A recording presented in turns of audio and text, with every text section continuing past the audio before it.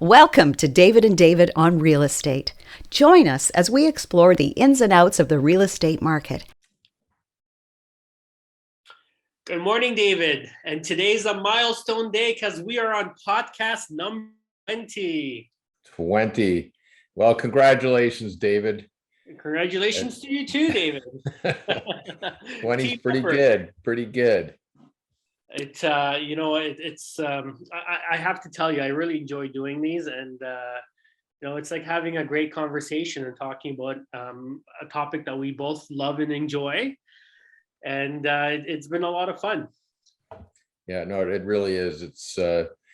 It's fun every week when we get to do it, and it's a good catch up. And I think we've mentioned it before. Like, we're doing this for other people as well, but I think it's really good for me and you. Just to, I learn things, what's going on in the market. I learn things from your perspective.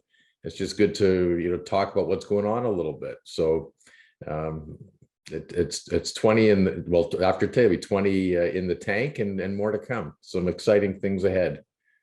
Yeah. And I mean, the topics never end, right? I mean, we're brainstorming topics for future session, and there's always lots of things to talk about. And that's the exciting thing about real estate, is that it never remains still. There's never a status quo. It's always changing and evolving, and trends are continuing, and there's a lot to talk about. So, it makes these sessions a lot of fun, and there's a never ending barrage of topics that we can undertake.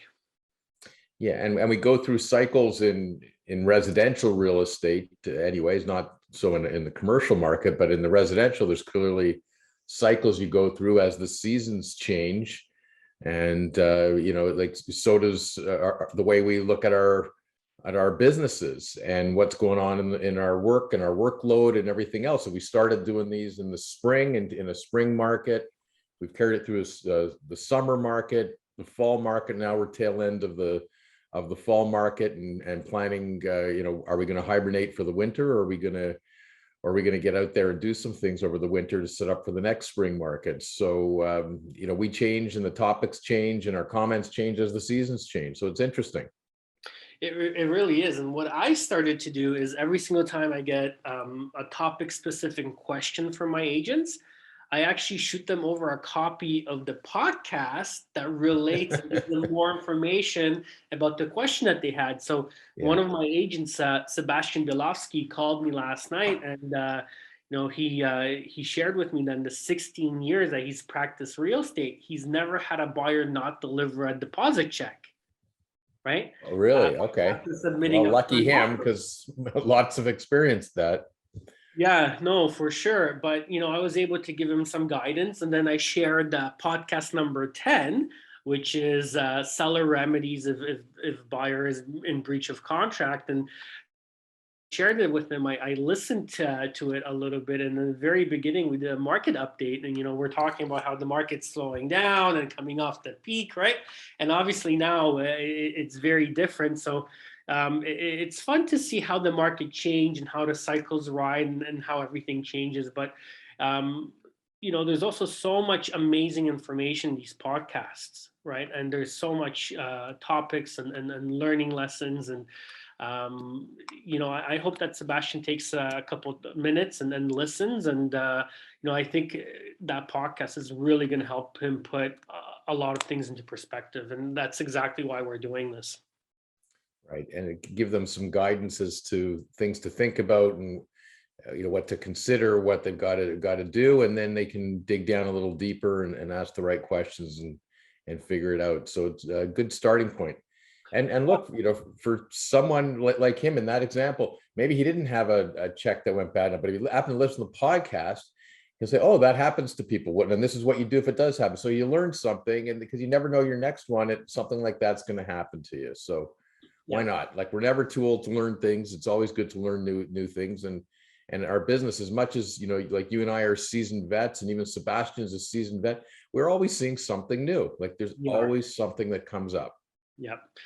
And you know what? Knowledge is really the first point of a really good deterrent as well in these situations, right? Because if you really know all the seller remedies when the buyer is in breach, you can also handle that situation very different. You can advise the other agent, you can put him in touch with a lawyer, and you can say, look, like, I understand that, your buyer is going down this path, but has your buyer considered this, the Right. ramifications of his actions, and have you explained to him as his agent those ramifications, right? And when you're having those type of conversations, before you know it, maybe the check gets delivered, maybe there's a family conference and they talk it over and they're like, you know what, this property really wasn't so bad, and maybe we overpaid by a little bit because we were in competition.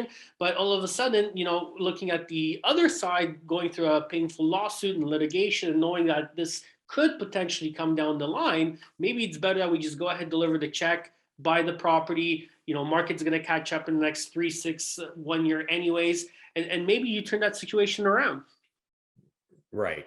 And like we talk about before, you mentioned all the time, like, knowledge is king, right? The more knowledge you have, you understand what your options might be. And it's important for you as an agent, not only to know that, but be able to explain that to your client, or get the assistance of a lawyer to explain it to your client, because they have to know what their options are. They have to know, here's best case scenario, here's worst case scenario, here's a good middle ground. Sometimes there's give and take, but you have to know what your options are so they can make an informed decision. And that's the whole key. It's not just what they're, from my perspective, it's not just, oh, your legal rights are this. Like, well, that doesn't always help, just to know what your legal rights are, because you have to come up with a practical solution that fits their lifestyle, how deep their pockets might be, what their other options are. So you have to take all of that information into consideration. And that's why we talk about all the time, we're a team. You need the agent explaining things. You need the agent giving information. You need the lawyer giving guidance as to what, the ends might be at both the ends of the spectrum, as to what their options might be from a legal point of view. But we have to have all that information in the hands of a client to have a proper discussion as to what their options would be and what's the best option for them. It's not always the same answer depending on the client's situation and their appetite for things, right? So the more information, the better. And there's certain information that I can't provide them as a lawyer. I can't give them comparables and tell them, well, if it doesn't close, and it's going to go by the market, in the current market, it might take 30, 60, 90 days to sell. Or sometimes, no, we can put on the market, it's going to sell tomorrow. Like, there's a big difference in what you're going to do if you have that information. Yeah, right? 100%. And timing is also really important, right? Like, if he's in breach for 2 days, he's probably too far down the line for that situation to be resolved. But if he's 2 hours into the 24-hour period and indicating that he's thinking about not going down this path, you can still pull him back fairly easy. So just having access to that knowledge, having access to that information, having access to those professionals surrounding you that will guide you through those situations quickly in the right time is also critically important in these situations as well. Right. And, and we're always mindful, when you're acting for a buyer, they're trying to buy a home. They're not trying to buy a lawsuit, right? Yeah. There's a big difference. One is a real exciting thing to do. One of the best things that's going to happen in your life. You only do it so many times. And the other is one of the worst experiences you're ever going to be in. Even if you win, it's not fun, right? No. So we want to give them the right information to make the best decision for them, but let them be fully informed and have it explained to them, right? And for most people, they're not used to doing transactions like you and I are used to doing. So when we talk to them, even explain things to them, it's like we're talking a foreign language. They don't understand what that means, like a lot of the basic terms that we're talking about. So we really got to break it down as a lawyer, as an agent, when we're having these type of discussions with them, to make sure that they really understand, right? And to the best they can, and know what their life would be like if they choose A or choose B or choose C, and that some of it there isn't certainty with. And sometimes people just will choose a path where there's more certainty than the one where there's uncertainty, and that could be a good thing. You want to get it done, get it behind them, and move on, right? So really important to have the right guidance. When things I talked about it on many of these podcasts, there's a lot of agents out there, there's a lot of lawyers out there, a lot of transactions go ahead and it's great when they all go smoothly. Yeah. Okay. It's where we really earn our reputations as real estate agents as lawyers is how we help clients through situations when things go off the rails a little bit and get them 100%. back on the rails, right? Give them those little course adjustments so they get back on track. Exactly. Yeah. So what's going on in the market this week? Well, I'm looking at statistics and I see 2 red numbers and then everything else is green across the board. So let me explain. The red numbers, meaning, percentage decreases. Listings coming on the market is one of those red categories. And of course, that affects your supply. And when the supply drops and the demand is strong, what happens? Well, we're seeing prices go up. We're seeing number of showings go up. We're seeing number of offers go up. And we're seeing the average day on the market, which is the other red category, drop. So average day on the market year over year has gone down 17%. So now the average day on the market for all property types is just 19 days. That includes your conditional period. So remove another 5 days on average from that number. So properties are taking about 2 weeks to sell, which historically is an extremely low number.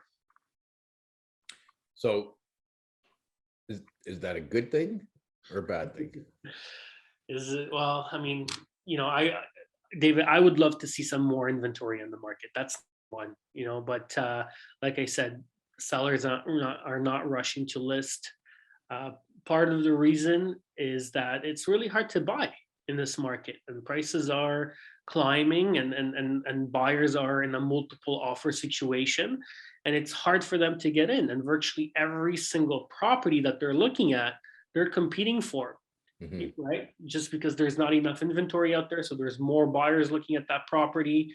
And we have a record number of people entering the market right now as well. Right. So every property. Yes. So, the question, I asked, is that a good thing or a bad thing? It really depends on whose perspective you're looking at it from. Right.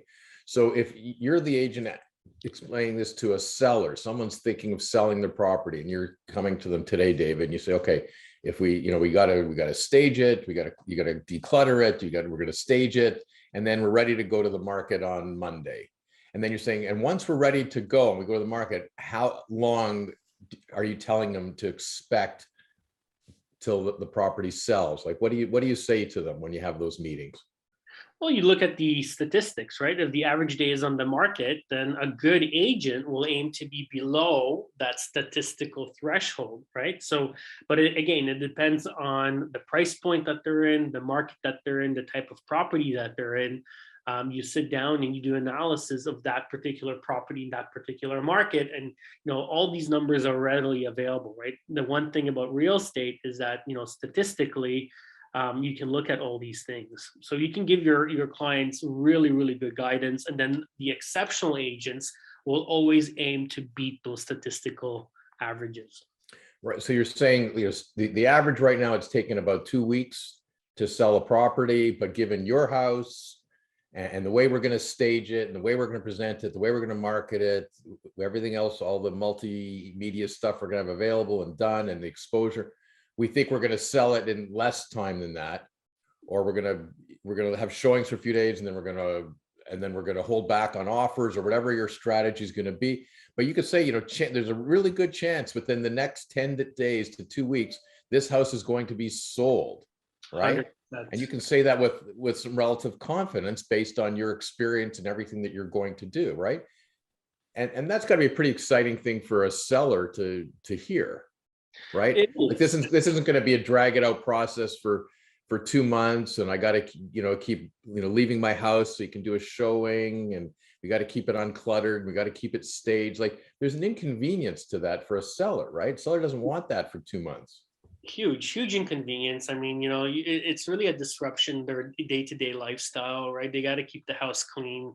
They got to keep the dog away from the house. They got to keep the pet house, right? They, especially if you have small children, it becomes increasingly difficult, right? One thing is out of place all of a sudden, especially now in the open concept floor plans that we have. If one thing is out of place, the whole main floor all of a sudden looks messy, right? And when you have little kids, it's impossible to keep it clean and keep an eye on them. You have to have, eyes in the back of your head, and some of the exceptional agents get involved in that as well. But Yeah, I mean, it is a huge inconvenience to put your house on the market. And again, having that days on the market number be extremely low is a huge benefit to the sellers, right? They get their house sold and they get back on track and they get back to their lifestyle as quickly and in as less of an inconvenience as possible, which is what every good agent should strive for. Yeah, no, it's interesting, the different strategies that are available to an agent to sell a property.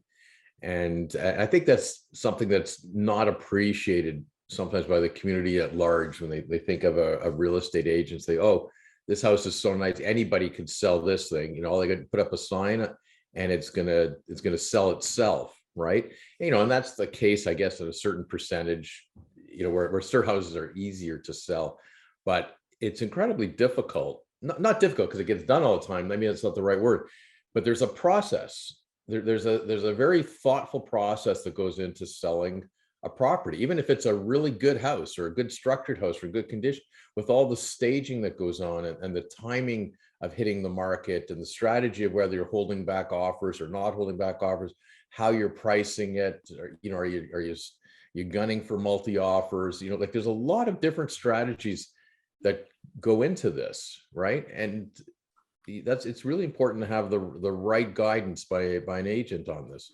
I can't stress enough, especially in this market. Most people would think the opposite, right? Most people would think, you know what, a monkey can sell a house, right? Because there's such crazy demand.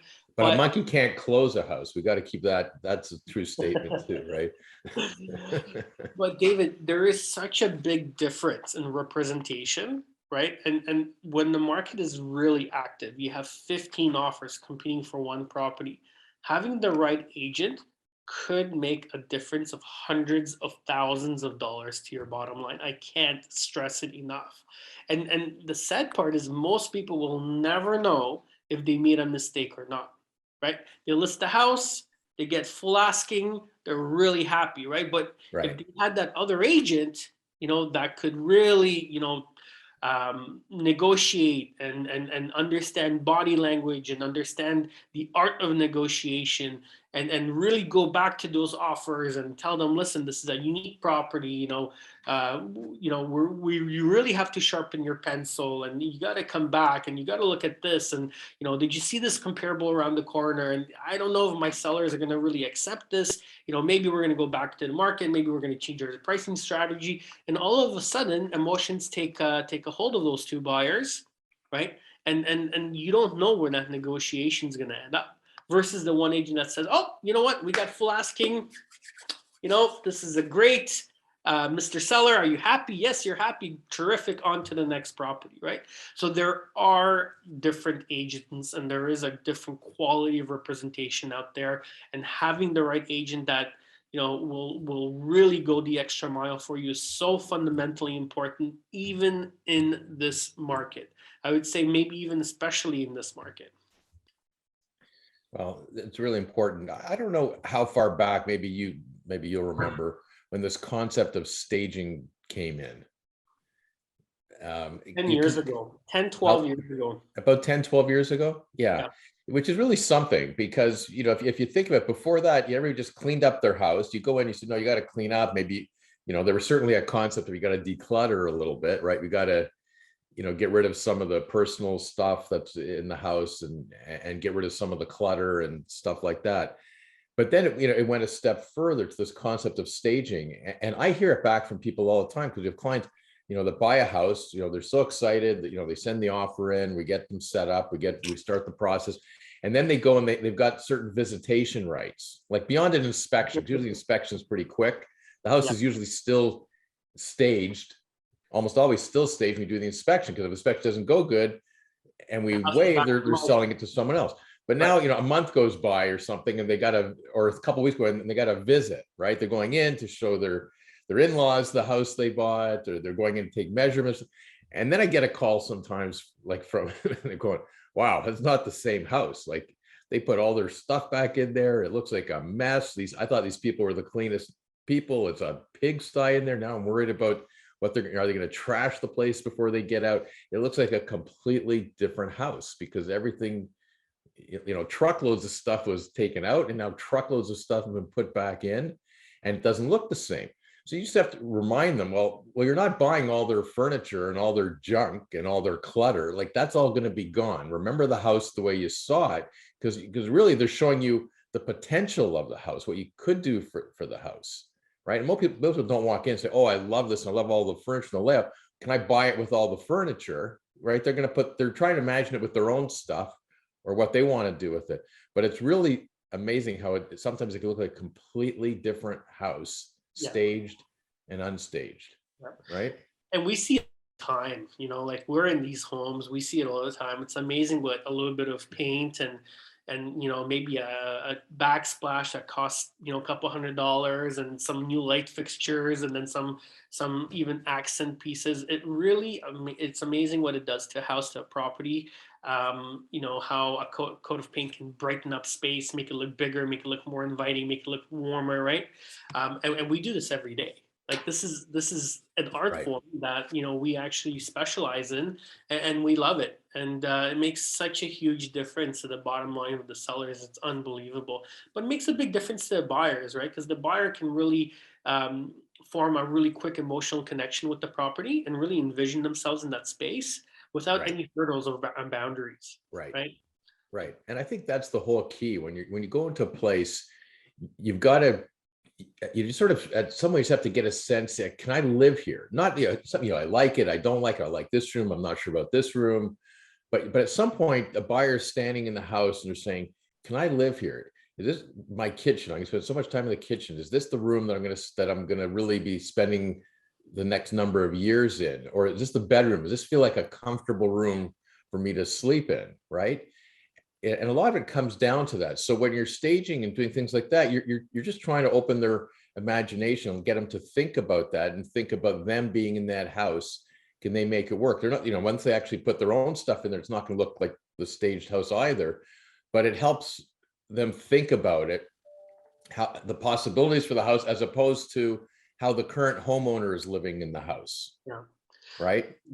And the really good stagers, they do a little bit of a lifestyle staging, right? So they'll put like 2 glasses of wine and a wine bottle by the fireplace, right?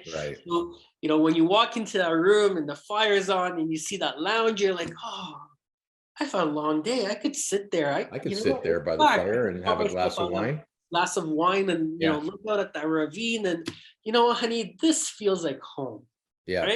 Right. And then the husband, of course, takes out his checkbooks and says, okay, honey, how many zeros do I have to put in, right, at the end of this number to make you happy, right? And when you have that emotional connection, I mean, you won, right? The sellers won, your clients won, the agent won. That's what you're looking for. And I always mention that there's always a buyer for a property. If they like it, that number that they're writing makes a big difference, right? If they love it, that number that they're writing, they're paying a lot less attention to it because they want that house. Right. So now you as an agent, in some markets, your strategy, you're hired to sell the house, right? You want to sell it. You want to get fair market price. You want to get them, a proper price for it. Obviously, everybody always wants to get something more than what it might be worth, but ultimately, whatever they get is usually what it's worth, right? So, we always got to remind people of that, because all you can do is, do valuations and figure what the right numbers are going to be. So one job is just to sell the house, but another is, and you got to sell at a certain timeline too, because they may be buying something, or they have to buy something, or there's a certain deadline. So you got to, get it staged, get it marketed, get it sold, get it closed, all within a certain timeline. You've got your marching orders, like that's the thing, right? But then sometimes there's another layer in that, or there's another opportunity, and it's not just try and sell it, but we're in this type of market like we've been in for a long time, where supply is really low. There's opportunities to get multi-offers, and that might help. And if we can do that, if we can stage it properly, market it properly, because our strategy is we want to get more than one offer in. It'd be great if we can get a few offers, but at least we want to get more than one, because that'll help us on the price side, push up the price. And it also, if you have more than one, it helps you negotiate all the other terms that you want. 100%. Because it gives you, the seller, the leverage. And it's not just price, right? That's not the only goal, maximize the price. Sometimes it's just important to get the right closing date. Yep. Right? The right lack of conditions in an offer, right? Yep. The fewest issues coming up in our. So in order to get that leverage as a seller, your strategy as an agent is, I need more than one offer. I need more than one party interested, because the more that are interested, the more leverage there is for a seller to pick and choose and to use that leverage to get the best agreement of purchase and sale they can get, right? 100%. So, which leads us to our topic for today, because the market that we're in, virtually every single property out there is creating a multiple offer situation, holding back up. And any property that a buyer is buying in the GTA, they're competing for. Right. And today I am going to give everybody my secret sauce of what I used to do when I used to be in competition, and how I used to approach the multiple offer scenario to give my buyers the biggest chance and the biggest opportunity of being successful in winning bids. And David, I have to tell you, I've had several situations in my career where I wasn't the highest offer, right? But my buyers were successful in buying the house. And we're going to get into those reasons of why that worked that way, and why that is, right? Okay. So I think the first thing we have to do is we have to take a couple steps back, and we have to really kind of start from stage one, which is any buyer looking to buy a property in this market. You have to be absolutely 100% prepared and organized, which means you need all your paperwork organized. You need your notice of assessments for the last 2 years. You need 3 recent pay stubs. You need a letter from your employer that you're currently employed. You need to make sure that your taxes are paid, right? You need to pull your credit report, take a look at your credit report for the last 2 years, make sure that there's nothing on your credit score or your credit report that will adversely affect your beacon score. You got to do certain things. And, this is where a really good mortgage broker will help. They can sit down and go through these processes with you. But more importantly, you do need a firm mortgage pre-approval from somebody that you trust, from an A lender or from a really good B lender that you can really rely on. Okay. Right. And you've got to be careful with that pre-approval to make sure it's worth the paper it's written on. 100%. That it's not, oh yeah, we pre-approved you, but here's 10 conditions. Like they're always going to have some conditions, right? But you have to understand the conditions, go through the conditions and make sure they're all achievable. Otherwise the pre-approval is not worth anything, right? So you want to get through as many of those conditions in advance as possible.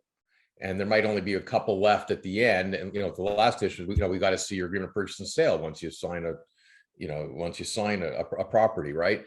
But all the other stuff, the underlying stuff, like your tax assessments and things like that can all be dealt with in advance. You don't want that to be still sitting there as a condition of the pre-approval, right? Because you never know how the lender is going to react once they do see it, right? So you got to get that stuff out of the way, get it down to a real bona fide pre-approval that the buyer can ultimately meet. Last condition is, we need a copy of the actual agreement of purchase and sale, right? Right, and an appraisal for the property, usually, right? Right. Second thing, which is really important as well, is the availability of funds for a deposit, right? You need to have liquid cash. Usually needs to be available within 24 hours of something that you find. But in this market, I encourage every single agent and every single buyer to have a deposit herewith. So as you're submitting your your offer on the property, you have a bank draft or a certified check along with your offer, and you're saying to the seller, hey, if you accept this offer today, I'm putting my goodwill on the table along with the offer to show you how serious I am and how much I want your property, and the fact that this is going to be a smooth transaction and we are going to close, and I'm putting my money where my mouth is as well. right? And that's Right. a really important sign to the seller. Just like we said earlier, one of my agents had a situation where he had a firm offer, deposit never came.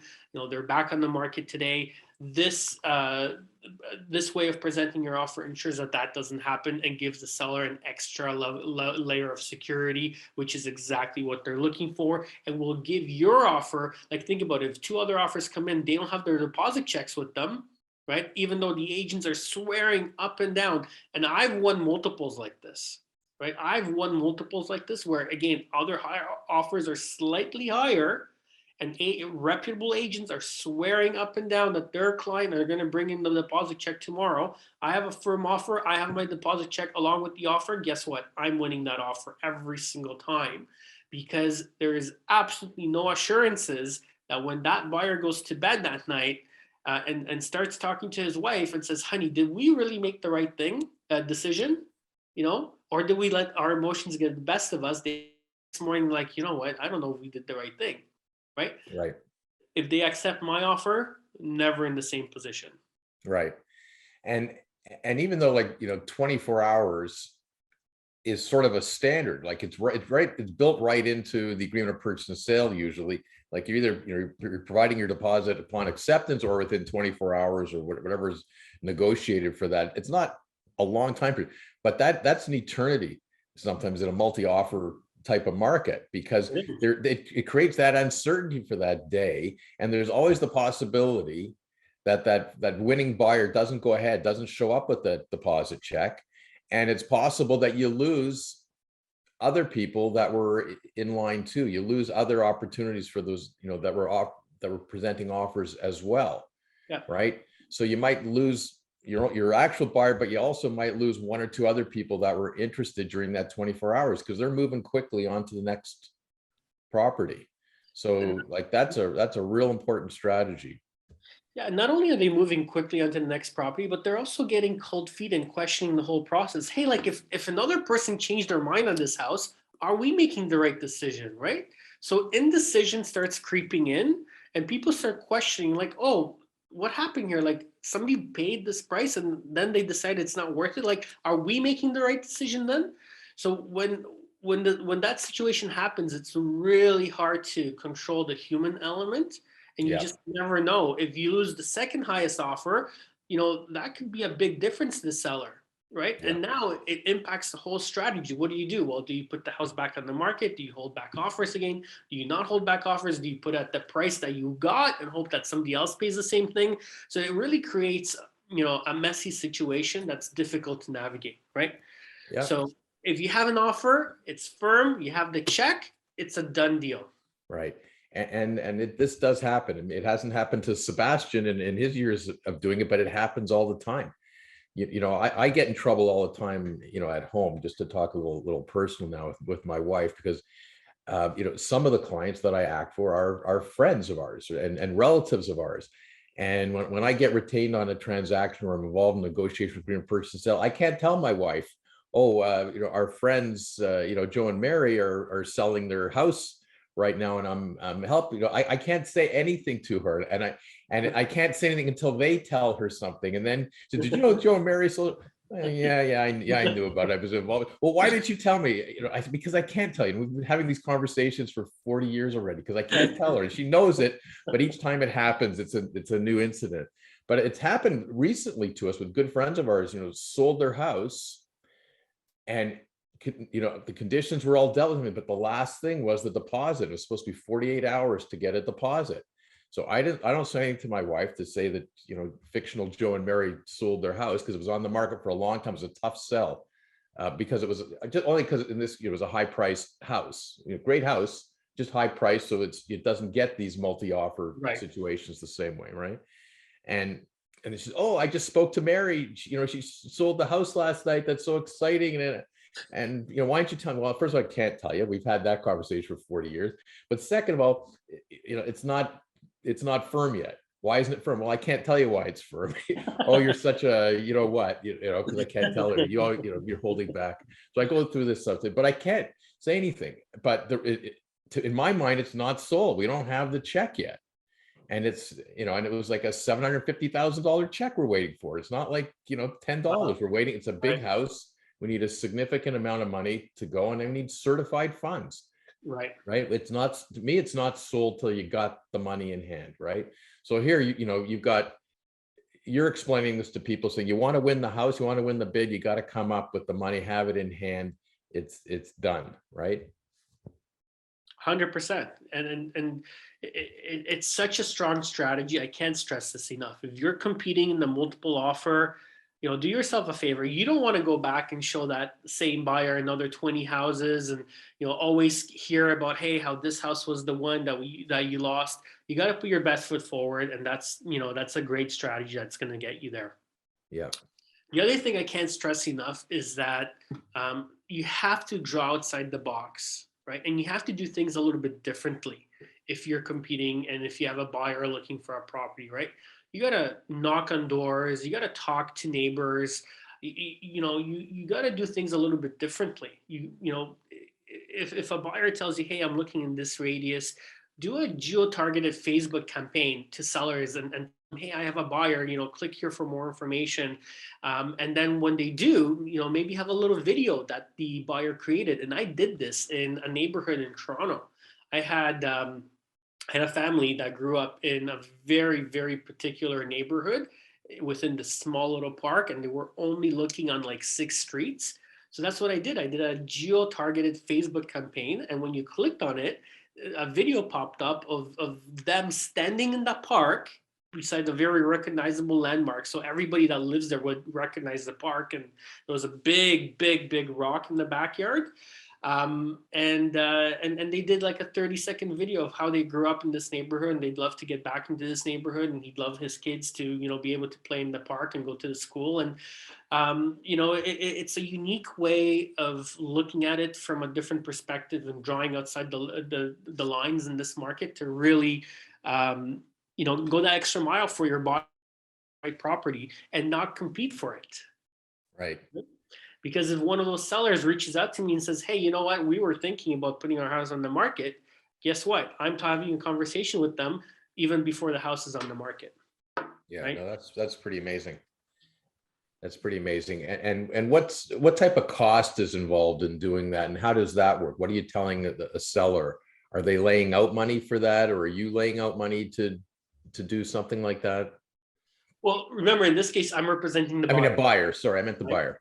So I literally did the video on my iPhone, and then the Facebook ad campaign you get to control, but you're not spending a lot of money because you're only reaching such a small audience, right? So if you should select 6 streets on Facebook, and you put like $100 campaign, it's going to take you 30 days to go through that campaign because they're not displaying your ad to a lot of people. It's not like millions of people are seeing your ad on Facebook. You're only reaching a handful of people every day. So it's a very, very small campaign. That situation actually wasn't successful. We didn't end up finding them a house, and they never moved into that neighborhood. But it's one of those things that you got to draw outside the line, and some of these ideas will work, some of them won't work. But I've been really successful in thinking outside the box for my buyers when I used to actively trade, and you have to in this market. Well, it's still a brilliant strategy to come up with, and you don't like, the reason why it may have not worked in that particular situation might have been just because there just happened to be nobody that was in a position to sell right then, that saw it, right? It could have had a different result, but it doesn't mean the strategy wasn't, was flawed in any way, because you're still looking at whatever does come on the market in that area, and the timing is either such that they get to move in or they don't, and maybe they'll circle back and come back to that area again in a couple of years later. Like, who knows, right? It's still a great example of thinking out of the box. And just because something doesn't work, it may not be for lack of effort or lack of a right strategy. Sometimes it just comes down to supply and demand, and you're trying to create a sale there where no one was really in the market of selling right then, right? Yeah. So, and I think anything in this market where there's a lack of sellers, you got to come up with stuff like that. Yeah. Well, I think the effort was very appreciated because he's now a real estate agent with our brokerage. He joined about 3 months ago, and he's going to do amazing. Like, He's actually doing a lot of videos himself on different neighborhoods and different topics, and brand new agent, but I think he created about 8 videos. Every week he's releasing a new video, and the last one he released, he actually analyzed our market update numbers that we post as a brokerage every month, and he just banged it out of the park. I was so proud of him. So he's going to do great. Fantastic. Yeah, that's fantastic. So you turned a marketing tool into a recruiting tool. It wasn't meant to be. It was just, I was really trying to color outside the box, just to help him out. And that just, what it turned into. But I guess they really enjoyed shooting that video with me. We did 3 different takes, and his kids were there, and he was nudging his daughter, and it was we had a lot of fun shooting it. So and you got somebody excited about real estate to the point that they decided to pursue a career in it. Yeah, no, it was. I feel very blessed when things like that happen.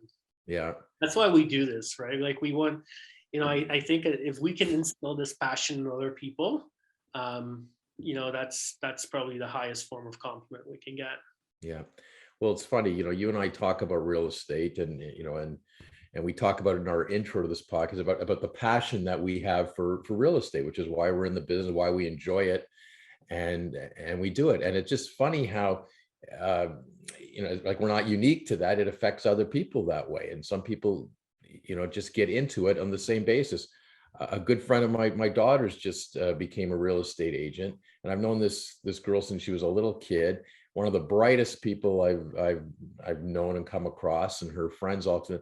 And she had a really good career in another field as a professional, but she's also had some experiences of buying and selling her own properties, and then sort of got exposed to the real estate market that way, and just decided to switch gears completely. And I was like shocked the other day. She just joined a brokerage, not yours, unfortunately, because I didn't know this was going on, and I didn't get a chance to weigh in on this. But the fact that she, would change careers like this is something. And there's lots of examples, lawyers too. A lot of lawyers, people have practiced law and then decide, what, I enjoy the other side of this more, and have gone into become real estate agents, right? So like there's something exciting about your profession that's not as boring as my profession. And I always said that if I ever had a chance to go back to school, I'd become a lawyer, just because I love the law. Like I actually love the law and how to how to interpret it, and how it kind of applies. And there's so many different niches to the law as well, right? But it's something that's a passion of mine. So I guess when we're merging real estate and law, then it's the best of both worlds, right? For me, yeah. Yeah, well, look, some of the legal issues that come up are interesting. Some of them are mundane, and it depends how you approach it. I don't approach law as we just have to stand on legal principles and legal rights and everything. I always look at, okay, I want to understand what those are, but to come up with a practical solution to get people what they really want, right? And they really want to buy or sell real estate. They really want a home. They want to live in the home. They don't want to. They don't want ongoing problems with it. So it depends how you approach it, like anything else, right? And I always like to see the happy faces of the consumer at the end of the day. Like that's what it's all about. It's all about making the process easy for them, so they don't know what's going on behind the scenes on most transactions, and all some of the headaches and the issues that we deal with that they don't even know about, because we can get them resolved before it even has to come to light or to their attention, right? So we want to make it as easy as possible. So, that's our approach. And, and that's why we work with real estate agents like you that are like-minded. It makes it easier because we're trying to just achieve the same result for our clients. Yeah.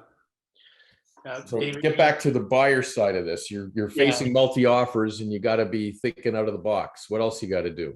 Well, you know what? Speed wins. And this is a big one. When the right property comes in the market, and you see that they're holding back offers, don't wait until the 7th day just before the offer hold back to book an appointment and show the property. Show it right away. And why this is important is because the amount of showings that the seller gets will show the seller the interest, the inherent interest, and the demand for the property. And if you can be one of the first agents to see, and you can submit something called a preemptive offer, which is an offer outside of the scheduled offer presentation. It's called a bully offer, so because you're forcing the seller to look at it. But when you can do that and you're the first person that's shown it, the seller doesn't have an idea how many showings they're going to have, right? They don't know that tomorrow they're going to have 40 showings, the next day they're going to have 40 showings, and they're in a really great position. There's still a level of uncertainty as to what's going to happen over the next 7 days, and that's where you can really take advantage of it as a buyer agent, right? Really important, right?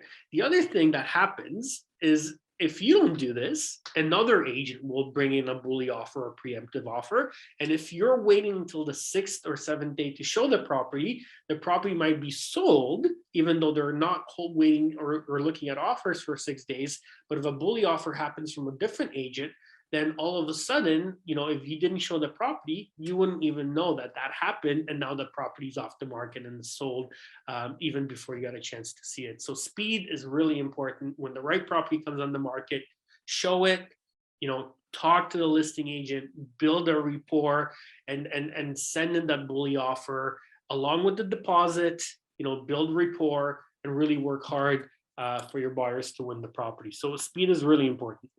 Right. So you have to have that conversation with your buyer regardless to say, it's coming up. We're going to look at the house. They're holding back offers, but if we really like it, we have to consider doing a bully offer. Here's what it's all about.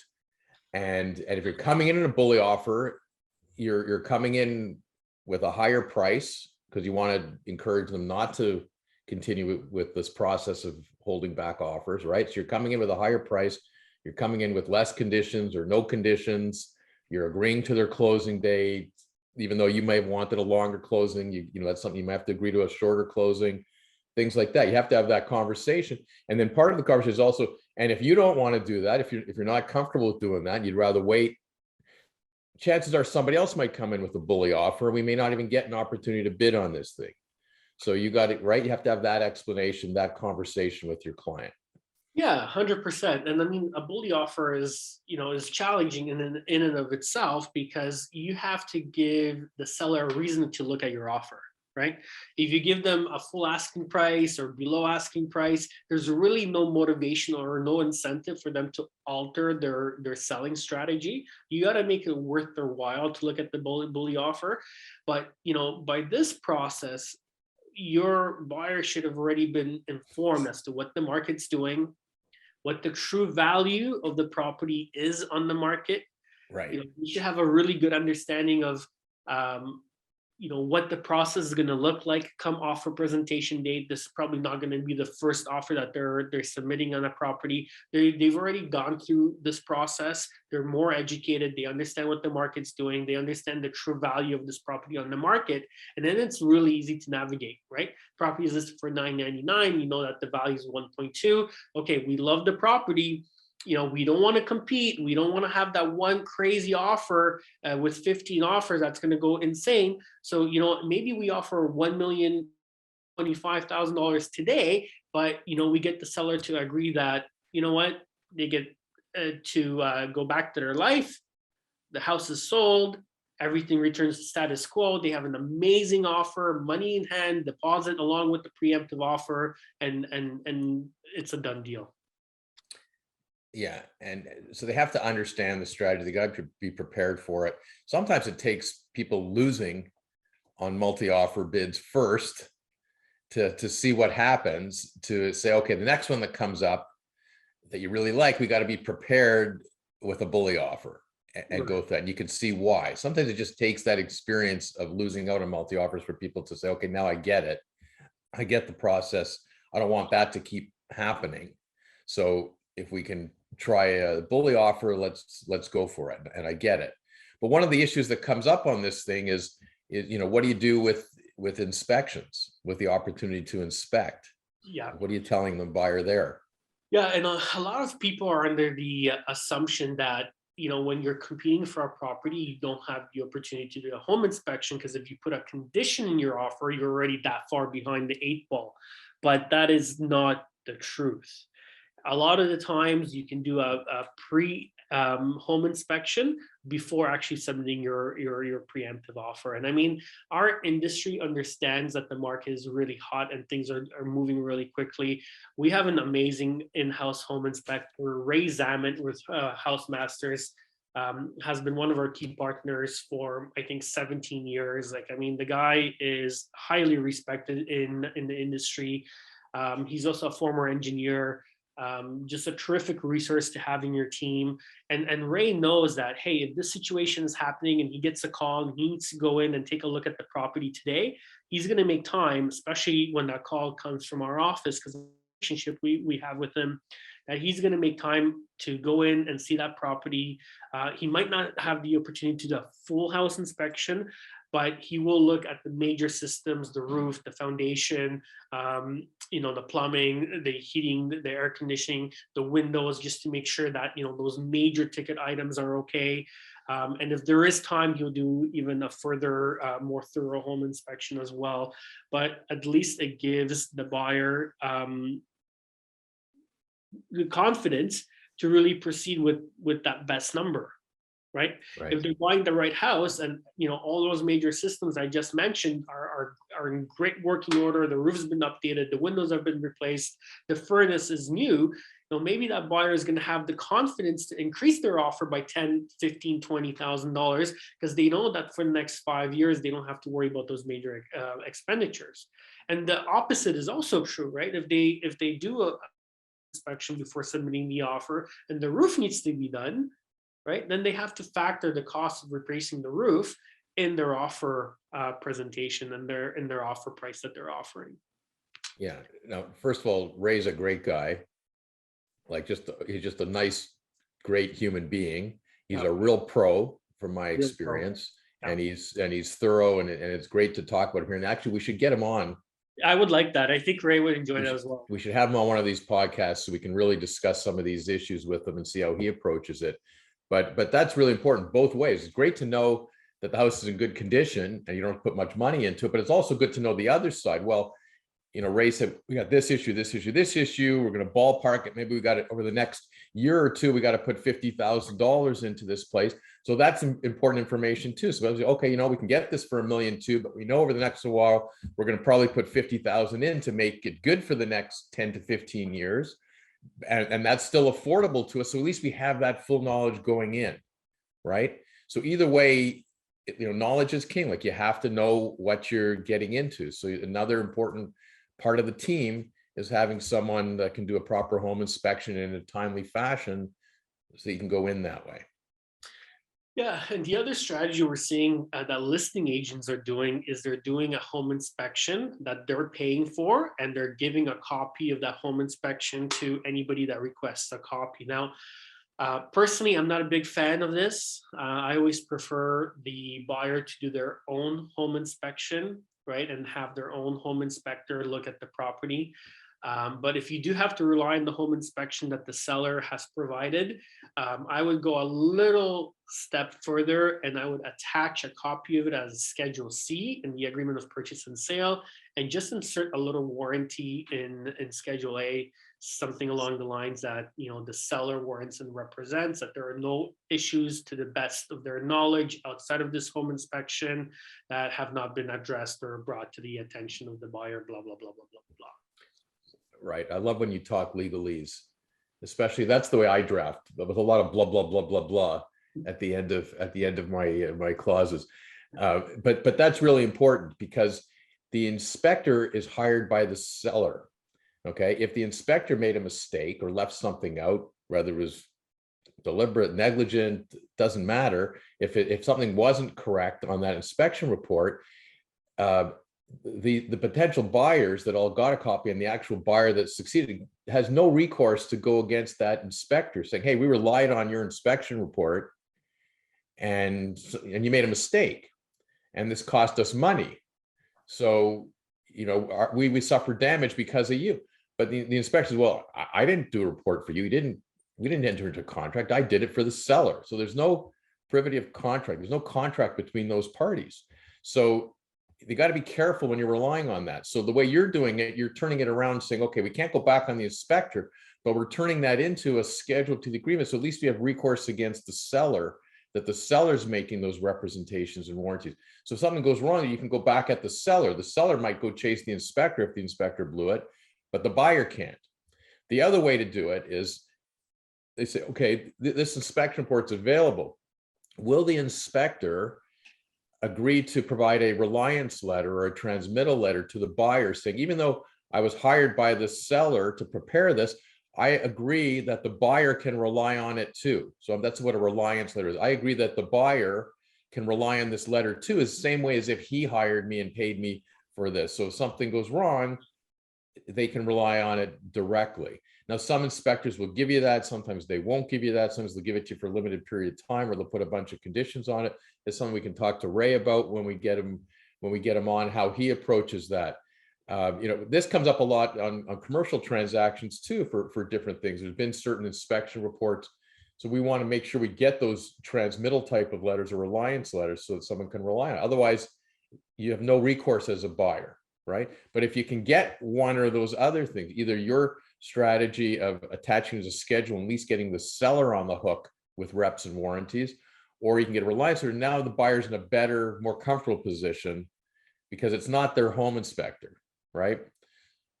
And things happen sometimes. 100%. Dave, and I mean, we talked and touched about this a little bit today as well, but the other secret ingredient to the secret sauce is that you absolutely 100% need to build a relationship with the listing agent if you're agent. And the listing agent needs to like you, okay, and he needs to want you to win the property. And this is fundamentally important because ultimately the sellers are going to follow the lead of the listing agent, right? So, show up on time, do what you say you're going to do, be polite, be courteous, be professional, right? Make sure that the offer that you draft has no errors in it, no grammatical errors, no abbreviations, that it's drafted well. Present yourself in a professional manner and build rapport, right? Outside of just the house and just the offer, hey, how's your day going? Engage in conversation. It's so critically important, right? And a lot of agents, we're so busy, we're so focused on getting the deal done that we lose that human aspect of an offer, right? And the other thing I could honestly say is make in-person offer presentation. I know that we have electronic signing and, COVID's here, but try to get to the table with the seller, right? And how you do that, one of the best ways of doing that is don't just email your offer to the listing agent, right? Send the listing agent email, say, hey, I have this phenomenal offer that my buyer's just personally signed. I want to present in person, right? And get in front of the sellers. And when you get in front of the sellers, build a relationship with the sellers as well. Spend a little bit of time, even before you pulled out that offer, talk to them about your buyers. Do they have kids? How old are their kids? What are their interests? Why are they looking to move into this neighborhood? Why do they like the house? Compliment the house. Hey, that sofa you have in the living room, that's unbelievable. My buyers couldn't talk about that sofa. They're still talking about it. Where did you buy it? Yeah, it was part of the staging. Well, hopefully not. Hopefully not. Right? Choose something that Yeah, wait till you see the piece of garbage couch we pulled back in here in 2 days. that could blow back up in your face. You know what I mean, David? Yeah, you got to be careful, but you want to be complimentary. You do, and you want to build that rapport, and you know what, you want the buyers to know the sellers to know who your buyers are, to understand them as people, to know, to get a little sense of, we're starting to know who's going to live in our house, right? And that's the other thing. A home is so personal. This is where you build memories. This is where, your daughter grew up. This is where, your daughter brought her boyfriend to meet the family for the first time. This is where the grandkids run around in front of the fireplace. Don't lose sight of that, right? And Right. talk talk about your buyers and how much they're looking forward to building their memories in these four walls, and how the sellers have the ability to make that happen for them, right? Because that's powerful. Yeah. Right? If you focus on just the numbers, on just the offer, there's 15 other offers on the table, right? You're gonna lose, right? But if you focus on your buyers, on that human aspect of real estate, and you get away from the conversation from those numbers, I guarantee, win or lose, it's going to be a much more meaningful process for you. So I can't insist enough that you have to build relationships with the listing agent, critically important, with the sellers. If you can get in front of them, even more important, because remember, it's their home and they're the decision maker. Yeah, no, really important. And sometimes phone calls and talking to the agent is more powerful than a text exchange, right? If you can get someone on the phone all the time, talk completely different. If you can get them on a video conference, completely different. If you can't get into the house, but you can do a video and you can see someone, look them in the eye and have a conversation, it changes people's perspective of you, right? It breaks down people in a different way. When people are having a conversation, especially face to face, they're more courteous. They're not as rude. They're, and you can see their facial reactions differently. Texts don't tell you everything. Emails don't tell you everything, right? So you got to remember that and keep that as part of the personal part of your approach and your strategy. Yeah. Really quick story I wanted to share with you guys. One of my mentors, and I think we mentioned this in the last podcast, called me and told me he wants to buy this mega penthouse in Toronto. So I showed it to him, and we were actually in a competing offer situation. Somebody saw the penthouse a month ago, and a celebrity was also looking at it. And an offer came in about a week before. So we showed it the first time, and then my buyer took about a week, wanted to go see it again. And in that time frame, an offer came in, and they were working back and forth between the buyer and the builder, and there were several sign backs happening. So we went to see it a second time, and the buyer gave an offer. So we had the opportunity to bring in an offer as well, to which we did. And I remember I called up the listing agent, and my buyer went to see this spectacular, beautiful penthouse that had this two-way fireplace, and him and his girlfriend sat in a chair. And for about 15 minutes, they were just sitting there and taking in the lights of the city and taking in the fire. And, the other listing agent and I were, talking and going around the apartment and taking some pictures of the view. And, 50-50, just spectacular, private swimming pool, private elevator as well. And the next day I called the listing agent to find out where we are in the process. And the listing agent said to me, seeing your client sit on that chair and have a moment in front of the fireplace really made an impact on me. And when he said that to me, in the back of my head, I kind of knew, I'm like, you know what, no matter what happens, like, he's going to push my offer, because there's an emotional connection between, my buyer and him in the condo unit, and he noticed it. Right. And sure enough, the next day, I was informed that we weren't the highest offer, that the other offer was slightly higher than us. But because we put a $500,000 deposit down on the table and we had a very quick closing, we won the offer. Yeah, that's amazing. And another key, it's not always the highest price that wins. It's the timing of everything else and the ability to close, and then the personal touch. These are all important factors. So important. Yeah. Right. So important. Yeah. And in this situation where, you can't be in front of the seller because, sometimes, listing agents really want to control that situation. They want to do everything electronically. It's a little bit easier, right?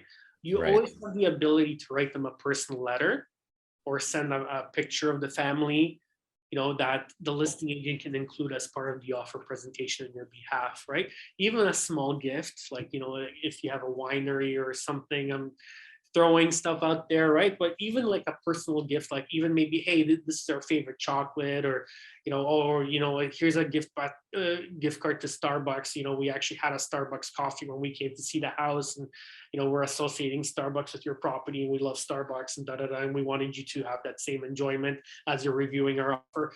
Something small like that will really go and yield unbelievable rapport with the sellers on your behalf. So you can do stuff like that as well. Yeah, and it helps open up their minds a little bit, because there's two stages to the process. One is completing the negotiation on the agreement of purchase and sale, but then you're also going to have a closing. And people want to know, I'm not going to have a problem, with these people getting the agreement done, even if we got some sign backs, because we just got, in good faith, we just got to clean up a few things. But also, we're going to close in 3 weeks or a month or whatever the closing date is. And I don't want to have a problem on closing either, but at least I know we're dealing with good people and a good agent. So we expect this process to go good, but we also expect the closing process to go good. They've shown us enough good faith, enough interest, enough of the personal side that we have confidence that we'll get this closed too. We're not going to, yeah, we got them signed, and now we're going to make them sweat it out on the closing. We're going to raise a whole bunch of stuff before closing and have a second negotiation, at the 11th hour, right? You don't want that as part of the process too. Yeah. So just really quickly, there's a couple other technical things I want to talk about, but I kind of want to go through them really quickly. So accommodate the seller's preferred closing date, right? Sometimes a day difference, forward or backwards, will make a huge difference to the seller. Like if they bought a house, they're moving on this date, and what the closing aligned up with that date. Accommodate their closing date. Fundamentally important. Right. And that might create an inconvenience to the buyer, because it might screw up them trying to do the same thing. And now maybe they have to get a bridge loan, or maybe they got to do it, but someone's going to have to do it. But if you really want that house, then choose, okay, we're going to take on that inconvenience, give them what they want, because that'll help us get that house. And then we'll figure out the rest of it, and we'll be inconvenienced, or we'll spend a little more money because of a bridge loan or whatever you got to do. But it's a great point, because that's an important term, just as important to some people as the price. Yeah. When is it closing? I have a story that goes along with this point really quickly. I know we're running low on time, but one of my best clients in Milton bought a dream property on a court with only 7 other houses, pie-shaped lot, backing into a ravine, 3,000 square feet. And I mean, we got a phenomenal deal on it. This is probably about 9 years ago. And I remember we were sitting at the table negotiating the offer, and the listing agent said to me, wow, we had a very similar offer yesterday, and we couldn't make it work because of the closing date. And I looked at the house and I said, oh my God, who in their right mind would walk away from this on a court, like houses on a court, everybody's small kids playing hockey, like there's a value there. There's only so many court locations in Milton, right? Mm-hmm. On a ravine with a pie-shaped backyard, 3,000 square feet, 3 full bathrooms upstairs. Like this was quite the house, right? And for somebody to walk away, they paid $587,000 for the property 9 years ago. It's probably worth 1.8 today, right? Easily. Somebody walked away from that house a day before we bought it, simply because they couldn't line up the closing. And I was just like, what agent let that deal fall through his fingertips because he couldn't accommodate the closing date? Like I would have stood on my head and said, listen, for the right house, we're going to go through a little bit of pain, but we're going to make sure that you get into this house. Right. But there's so many solutions, bridge mortgages, there's companies that will come move your whole house, store it, and like there's a cost associated, but you factor it in. But you don't let your dream home go because you can't align closing. Very rare that a really exceptional agent would let that happen. Yep. Good point.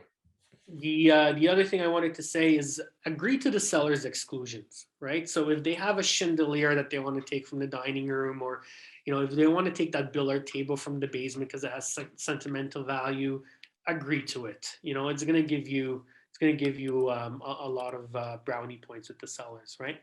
The other thing is assume rental contracts, right? So again, the whole idea here is that you're making this as smooth and as easy process for the sellers as possible. They don't have to buy out the contracts. They don't have to do anything. You're just assuming them, and you're making it as smooth and easy for them, right? Now, of course, you want to know what the amounts are. You want to see a copy of the contract. Yeah, you need There's a full cost. knowledge of what you're Right. doing, but try and make it easy and take away excuses and take away negotiating points. Right.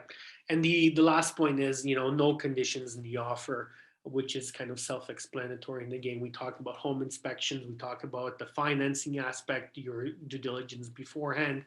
But on the buying agent side, and the cooperating agent side, it's really, really important that you sit down with your buyers and you explain all the pros and all the risks of removing those conditions. And you do so in writing, and you have the buyer acknowledge that, hey, you know what, we are buying this house, without a condition on financing, and this is what can happen, right? Because right now, I spoke to a real estate litigation lawyer recently, and he's basically telling me 90% of the cases coming across his desks are in exactly this instance where buyer removed the inspection condition, property saw issues, and is now suing everybody for non-disclosure and not having the ability to do home inspection. So you got to explain those risks. Buyers have to be able to enter. Those are important risks. And even on the condo transactions that we've discussed before, people going in without reviewing status certificates. And I got 2 offers in this week from buyers that bought condos with no status certificate review condition in it, and they didn't get it reviewed in advance. Yeah. And I said, well, why didn't you get us to review it in advance? And look like, no, we just, we want, that's the building we want to get into. And we just did, well, okay. We still have to review the status certificate. We still need it to review it, explain for your purposes. The lender's going to need it. The title insurer is going to want it. So we still got to do it. But now if anything comes up, it's the buyer's issue and not the seller's issue. And it's, so you've got to go in there to be able to go unconditional, but you still got to make sure the buyer's being protected on things like inspections and status certificates and making sure they got their financing, right? So and great strategies, great process, but they've got to have full disclosure to what they're getting into. And there's ways to protect them for all those issues by dealing with things in advance. Yeah. And if you say to the courts or to RICO, well, you know what, we're in a multiple offer situation, we didn't have time, they're going to crucify you, because your job as the agent for the buyer, you have fiduciary duties, right? And those are the highest, duties owed to a client by law. You have to protect their best interests at every step of the way. Right. And RICO should come down on those agents because those are examples of agents that are in it for themselves. They're in it for the sale as opposed to in it for their client, right? Who's trying to buy a home, right? Your job is to protect your client and make sure they're fully informed. They know what they're getting into. And if they're fully informed and they choose to take those risks, then great. It's their choice to take those risks on the instruction, the advice of their agent and their lawyer, et cetera, But as an agent, as a lawyer, we don't make those decisions for them. It's our job to inform them and explain the strategies, explain the risks, and protect them. That's part of what we have to do. I challenge everybody to look at this from a long-term perspective, right? Not just like, used car salesman, hey, we're going to get you into this house and then it's done, right? Right. You get them into the house. You want them to know everything about the house. You want them to be happy with the process, and you want them to feel good about the purchase over a long period of time. And there's a way to do it. And if you follow these steps and you keep these steps in mind, you do a pre-home inspection, you have the right team, you give them the right guidance, you will, everybody's going to benefit and win every step of the way. Yeah. Well, this was fabulous today, David. I think the strategies that you come up with like this and on how you can win a multi-offer situation and how you prepare and how you advise your client. Or like this is great information for people, and it's your secret sauce, as you say, and your recipe for success. And look, it doesn't always work. You don't always win, but this is the strategies that you have to employ, and it's fabulous information for everybody out there. Yeah, that's the way things should be done. I'll never forget. We were in this one. I was representing this one buyer in a multiple offer situation, and I followed all these steps. And the seller personally and said, David, like, we love your buyer. We want them to have this house, but the offer in front of you is $100,000 more. And we just can't do it. Like, if it was, like Right. they even said to me, like, if that gap was smaller, we Right. would consider giving you guys the house, but for Right. $100,000, we just couldn't do it. Right. And that was the best and final offer that we had on the table. And I shook their hand and I congratulated them, right? But it was a touching moment for me and for my clients to Right. have the seller, along with his agent, come out and personally give us that news, because it showed us that this process works. Yes. Again, and sometimes you max out. Buyers can only go so far, and they max out, and somebody comes in and offers more because they're in a different position. Because you got to remember, you're in these type of offers. Someone is looking for $1 million home, and they might max out at $1.1 million once they put all their nickels together, and they're that, and that's it. Somebody else may have been in the market for a $1.3 million home, and they couldn't find anything, and they're coming down, and they're settling on $1 million, 1.1, but they can go to $1 million, add another 50,000 because they're coming back from the other direction. They're buying less than what they were looking for, right? So you just never know. Sometimes you just get defeated. You've implemented all the right strategies. You've done everything right, and another offer comes in, and someone overpays for it because they can, and it happens, right? But at least your buyer, your client, has the confidence knowing that you did everything possible. You considered all the strategies. You went to bat for them. You did everything as good as you could possibly do, and then you'll move on and find them the next property. Yeah, and that's exactly what we did. Actually, that particular buyer bought a 225-foot lot in Rotary Marsh in Clarkson, and they're just in the process of finalizing the building plans to build their dream house. And that's going to be probably a $6 million property when they're done with it. So Yeah, they're ecstatic. nice. Far better property. They bought the second round, and they're really happy. So everything happens for a reason. It usually works out for the best. A lot of times, even people are so disappointed for a little while and losing out on something, oftentimes it's the next one that they actually get, and they turn out, this is actually the right place for us. This is actually better. It's good we lost that first one. That gave us an idea of things, and we probably would have been okay there, but this is way better, right? How often does that happen? Like, it seems like it always works out that way. All the time. Yeah, I just Right. had a conversation with another agent out in Burlington, and his client was looking for a house, and she has a dog grooming business, and she lost a multiple offer situation because the listing agent, pushed his own offer through, acted really unprofessionally. And I spoke to the buyer because the co-op agent was. The buyer was just really protrude by the whole situation, and that was my message to her. I said, you know what, I appreciate that right now, you're emotional, and but there will be a better property, and I guarantee it, and you will find something that you're even happier with, and there is light at the end of the tunnel. And she really calmed down, and she's like, David, she's like, we've been looking for a long time, but she's like, I'll hold you to your word. So now my agent has to deliver.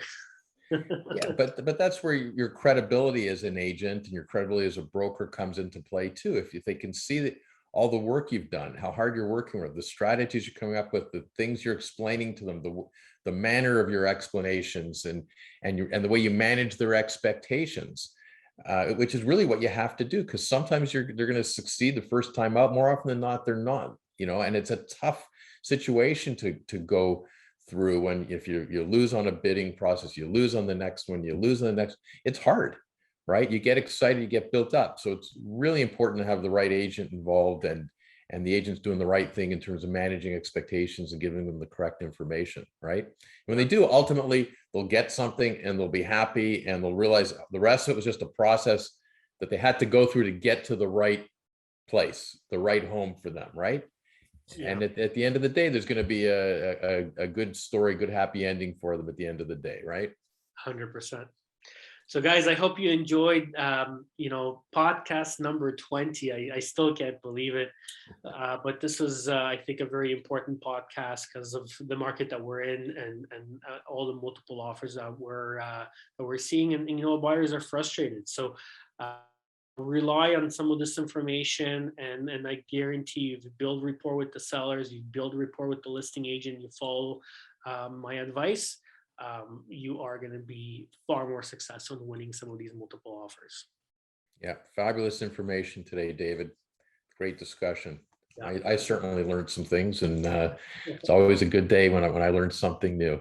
Yeah, absolutely. I feel the same way. Awesome, David. Well, listen, it was a lot of fun. Everybody stay safe. Enjoy your week. Don't be afraid of multiple offers any longer. And we'll see everybody next time.